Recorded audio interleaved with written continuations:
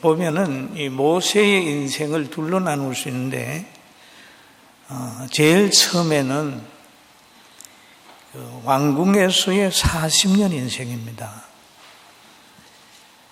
그래서 모세가 처음부터 이렇게 온유한 사람이 아니고 어떤 과정을 거친 후에 온유해졌어요. 출애굽기 2장 11절에서 12절에 나타난 모세를 보면 굉장히 박력 있고 담대하고 그런 모세였어요. 그 성경에 보면 모세가 장성한 후에 한 번은 자기 형제들에게 나가서 그들이 고되게 노동하는 것을 보더니 어떤 애굽 사람이 한 히브리 사람을 곧 자기 형제를 치는 것을 본지라. 자기는 어릴 때에 어머니 품 안에서 자라면서 왕궁에 들어갈 때 아주 어릴 때죠. 그 히브리 백성이라고 하는 것을 늘 어머니를 통해서 배웠어요. 여러분 자녀 키울 때 2살, 3살, 4살 굉장히 중요합니다. 모세는 그 영향을 언제까지 받고 있냐 하면 40세 됐을 때도 그 영향 속에 들어있는 거예요. 그래서 강제 노역을 하는데 가가지고 히브리 백성이 애굽 사람에게 두들겨 맞는 걸 보고 모세가 화가 났어요. 그래가지고 히브리 백성을 치는데 칠 때를 보니까 좌우를 살펴 사람이 없는 것을 보고, 여러분 우리가 하나님의 영적 권위에 접하지 않으면 항상 좌우만 봐요. 사람이 어떻게 평가할까? 사람이 어떻게 생각할까? 라고 사람 눈치만 보는 거예요. 좌우를 살펴보고 사람이 없는 것을 보고 애굽 사람을 쳐 모래 속에 감추었다. 이걸 보면 모세는 굉장히 욱 올라오는 감정 조절을 못하는 사람이었습니다. 그러다가 어디로 갔습니까? 미디안 강야로 갔어요. 도망을 갔는데 거기에서 40년. 그 강야에는 표현하기를 지옥과 같은 고통스러운 강야다. 왕궁에서 바로 강야로 가요. 거기에서 가서 처가살이를 하는 겁니다. 40년이라는 세월이 지나요. 그 세월이 지난 다음에 하나님이 모세를 부릅니다. 모세야, 모세하고 가시떨기 불꽃 속에서 모세를 불러가지고 너가 애굽에 내려가서 내 민족을 구원해라 라고 부탁을 하니까 출애굽기 3장 10절에서 11절에 나타난 모세를 보면 하나님의 말씀이 있어요. 이제 내가 너를 바로에게 보내요. 같이 한번 볼까요? 이제 내가 너를 바로에게 보내요. 너에게 내 백성 이스라엘 자손을 애굽에서 인도하여 내게 하리라. 모세가 하나님께 아뢰되 내가 누구이기에 바로에게 가며 이스라엘 자손들 애굽으로 인도하여 내리까? 모세는 자기가 보였어요. 40대 모세는 자신만만했어요. 그런데 40년 훈련을 연단을 받은 후에 하나님 앞에 부르심을 받으면서 내가 누구기에, 내가 가진 것도 없고 내가 군사도 없고 내가 어떻게 가서 저 고통당하는 이스라엘 백성을 구원합니까? 내가 누구기에요? 그렇게 얘기를 합니다. 그러니까 하나님께서 하신 말씀이 하나님 이르시되 내가 반드시 너와 함께 있으리라. 대단히 중요한 말이에요. 반드시 너와 함께 있으리라. 반드시 너와 함께 있으리라. 여러분, 어린 아이가 엄마하고 함께 있으면 엄마 실력으로 보호받아요. 아이는 도시락 안 싸도 돼요. 아버지하고 함께 있으면 아버지 실력으로 보호받아요. 누구와 함께 있느냐에 따라서 보호받는 것이 다릅니다. 그런데 하나님이 모세에게 약속했습니다. 반드시 너와 함께 있으리라. 할렐루야. 굉장히 중요한 말이에요. 그런데 모세가 광야에서 40년 동안 연단 받으면서 자기를 알았어요. 자기를 알았어요. 40대는 사람을 위주하고 살았지만은 80이 되니까 자기가 보여져요. 내가 누구간데. 세상의 권력이 얼마나 악한가 하는 것도 구별이 됐어요. 가라고 그러니까 머뭇거립니다. 그럴 때 하나님께서 모세에게 그러는 거예요. 반드시 너와 함께 있으리라. 여러분, 하나님이 여러분과 함께 있기를 주의 이름으로 축원합니다. 그 백성을 애굽에서 인도하여 낸 후에 너희가 이 산에서 하나님을 섬기리니 이것이 내가 너를 보낸 증거니라 라고 하는 말씀을 하지요. 그럼 모세가 또 하나님께 아뢰입니다. 내가 이스라엘 자손에게 가서 이르기를 너희의 조상의 하나님이 나를 너희에게 보내셨다 하면 그렇죠. 그리고 내게 묻기를 그의 이름이 무엇이냐 하리니 내가 무엇이라고 그들에게 말할까요? 하나님은 뭐라고 그랬나요? 나는 스스로 있는 자다. 그랬어요. 그래서 모세가 하나님을 만나고 하나님이 주신 사명을 가지고 역사를 하게 되니까요. 10가지 재앙을 나타내면서 아론과 훌을 대동을 해서 가잖아요. 그런데 이 80이라고 하는 나이가 되었을 때 모세의 모습을 가만히 살펴보면 아주 놀라워요.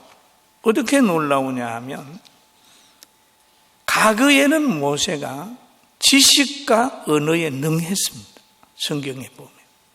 그런데 80이 되니까 입이 뻣뻣해서 말을 못한다. 그러니까 말 잘하는 아론을 붙여준 거예요. 이 모세가 하나님과 동행을 하게 되니까 많은 이스라엘 백성들이 모세를 따르게 돼 있어서 홍해 건너 가나안으로 향하는 그런 사람이 됐어요. 저는 오늘 모세의 40년 연단 받기 전에 모세와 30년 연단 받은 후에 모세. 그런데 모세가 민수기 12장에 가보면 모세가 구수 여인을 취했어요. 그러니까 그 구수 여인을 취하였으므로 미리암이라고 하는 사람, 누나지요. 아론은 모세의 형님입니다. 혈육을 생각하면서 모세를 비방했다. 비방했다. 그들이 이르되 여호와께서 모세와만 말씀하느냐 우리와도 말씀하지 아니하셨느냐 하매 여호와께서 그 말을 들으셨더라. 이 사람 모세는 온유함이 지면에 모든 사람보다 더하더라. 할렐루야. 그런데 이 온유한 모세 편에 하나님이 서고 있더라는 거죠. 모세는 이 일로 통해서 분노하지 않았어요. 모세를 비방을 하게 되니까 하나님이 모세야, 아론아, 또 여기 미리암아 일로 오너라 불러가지고 하나님이 벌을 내리시는데 미리암을 갖다가 한센병에 걸리게 만드는 거예요. 그리고 모세를 민수기서 12장 7절을 제가 봅니다. 내 종 모세는 그렇지 아니하니 그는 내 온 집에 충성함이라. 그럼 모세는 온유하면서 하나님의 집에 아주 충성하는 사람이 됐다. 그러면서 그 세 사람을 불러가지고 하는 말이 내 종 모세를 비방하기를 두려워하지 않았느냐. 그러면서 미리암을 야단을 치니까 고만 미리암에 나병이 번져가지고 어느 정도로 됐느냐 하면 12장 12절에 보니까 그의 살이 반이나 썩어 모태로부터 죽어서 나온 자 같이 되지 않게 하소서라는 말이 있어요. 그럼 온유한 사람 편에 하나님이 역사를 하는데 우리 남전도의 여러분들도 온유해야 성공합니다. 아멘. 옆 사람 온유해야 성공합니다. 여러분 짐승도 마찬가지예요. 온유한 짐승이 산을 정복을 합니다. 그러나 호랑이나 사자 같은 그런 짐승은 언제든지 포수에 화살이 총이 그를 겨누고 있습니다. 세상에서도 얕게 살고 강하게 살고 남에게 고통을 주면서 사는 사람 잘 살 것 같지요? 천만의 말씀입니다. 온유해야 돼. 우리 창세기 40장 9절에서 14절 같이 한번 읽어볼까요? 시작. 술 맡은 관원장이 그의 꿈을 요셉에게 말하 이르되 내가 꿈을 내 앞에 포도나무가 있는데 그 나무 세 가지가 싹이 나서 꽃이 피고 포도송이가 익었고 내 손에 바로의 잔이 있기로 내가 포도주를 따서 그 줍을 바로의 잔에 짜서 그 잔을 바로의 손에 들였노라. 요셉이 그에게 이르되 이 해석은 이러하니 세 가지는 사흘이라. 지금부터 사흘 안에 바로가 당신의 머리를 들고 당신의 전직을 회복시키리니. 야, 여기에서 지금 이제 꿈을 해몽을 하는 거예요. 하나님이 감옥에 집어넣는 것은 이 왕궁하고 연결되는 인맥을 만들기 위해서 지금 계속 그 길을 가는 거예요. 회복시키리니 당신이 이 전에 술 맡은 자가 되었을 때에 하던 것 같이 바로의 잔을 그의 손에 드리게 되리이다. 당신이 잘 되거든 나를 생각하고 내게 은혜를 베풀어서 내 사정을 바로에게 알려 이 집에서 나를 건져 주소서.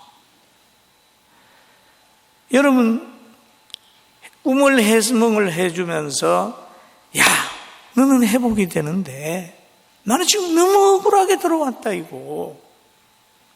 바로에게 좀 이 얘기를 해서 나를 이 장소에 좀 나가게 해줘봐. 이 감옥에서 좀 나가게 해줘봐. 간절한 부탁을 했는데 이 술 맡은 관원장이 나가서는 잊어버렸어. 나가가지고는 그 일을 안 했습니다. 혹시 여러분 중에 어떤 사람에게 부탁을 하고 어떤 기대를 가지고 기다리는 지금 뭐 안 된 게 있어요? 낙심하지 말고 기도하면서 기다려보세요. 할렐루야.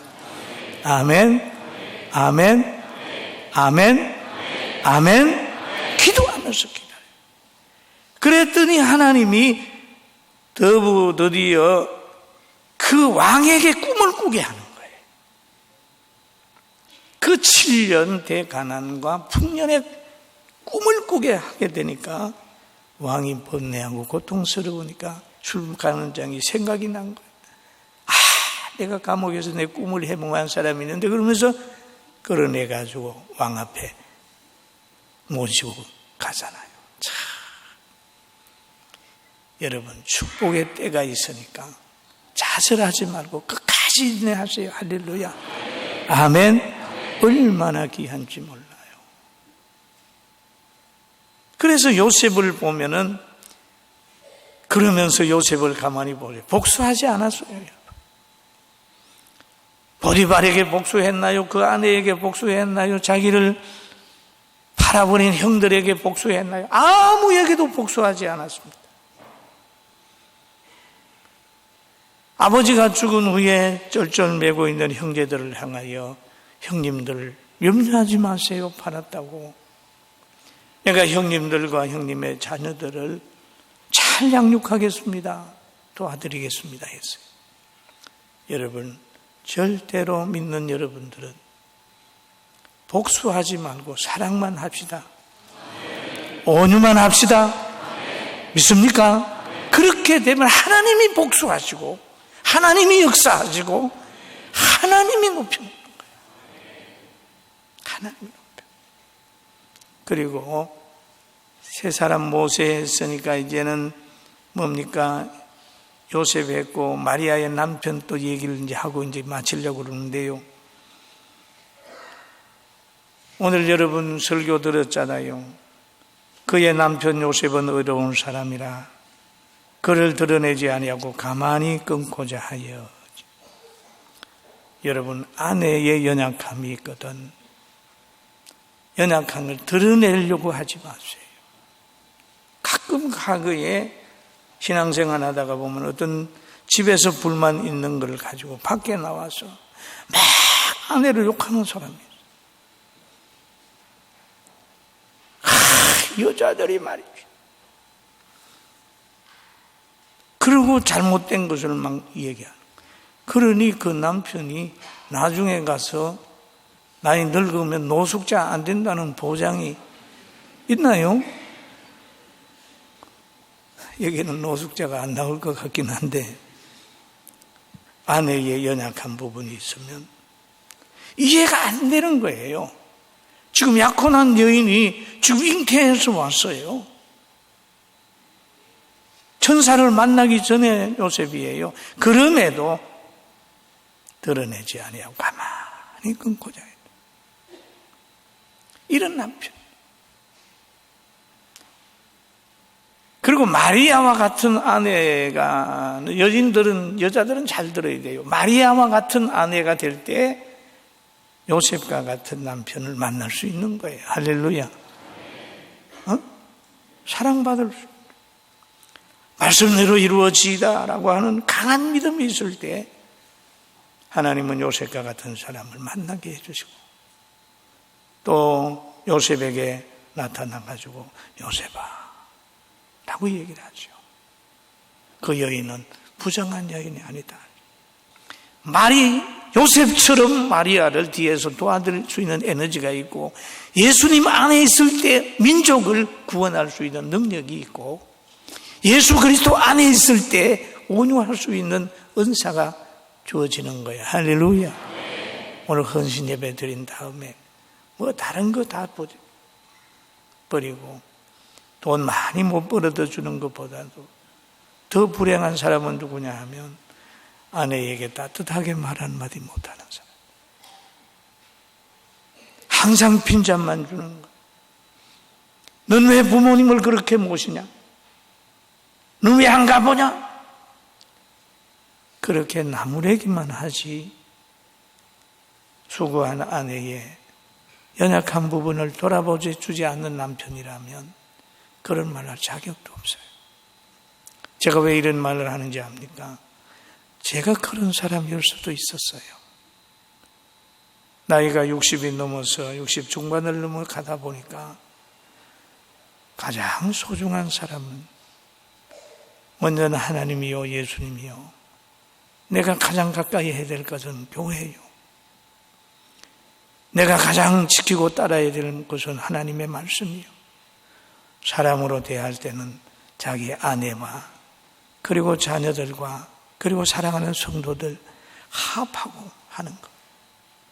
꼭 기억하시고 우리 집사님들, 성도들 모두는 온유한 사람이 되어서 하나님이 여러분 편에서 여러분이 억울해서 힘들어할 때, 여러분이 비방을 받을 때 비방하는 사람에게 이 사람은 내 종이라고 하나님이 여러분 편들어 줄 정도의 사람이 되기를 주님의 이름으로 축원합니다. 그리고 마지막으로 여러분, 하나님을 사랑하십시오. 사랑하지 않는 사람하고 사는 것이 얼마나 힘들어요. 사랑하지 않는 하나님, 그 하나님의 일을 하는 것은 고역입니다. 집사가 되고 권찰이 된다. 하나님을 안 사랑하게 되면요, 교회 오는 것도 부담스럽고 11조 하는 거는 본전 생각나고 시간 내는 것은 이거는 굉장히, 왜? 하나님을 사랑하지 않는 증거는 하나님 앞에 붙들리지 않고 있다는 얘기거든요. 영적인 체험 많이 하시고 많이 기도해서 오늘 남전도회가 온유하게 되길 주의 이름으로 축원합니다. 옆 사람 보세요. 온유해야 성공합니다. 할렐루야. 오늘 보니까 그 이준유 목사님하고 이은경 씨는 두 분이 앉는 자리부터 봐도 성공할 것 같아요. 할렐루야. 사람이요, 어디 가서도요, 앞자리에 앉는 사람이 소망이 있어요. 아멘 안 하는 사람은 소망 없어요. 왜 그러냐 하면요, 제가 은혜를 받아보니까 첫날은 가서 교회 가서 제일 뒷자리에 앉았어요. 부끄러워서. 그리고 한 주간 지나고 난 후에는 또 나 다음 날 가서는 뒤에 못 앉겠어요. 중간에 앉았어요. 그리고 얼마 지난 다음에 항상 맨 앞에 앉았어요. 그 왜 그러냐? 은혜 받으면 앞으로 그냥 쫙 오는 거예요. 그냥 앉는 자리만 봐도 저 사람은 신앙이 올라간다, 내려간다. 그렇게 표현합니다. 이 사람들은 보니까 신앙이 올라가는 사람들.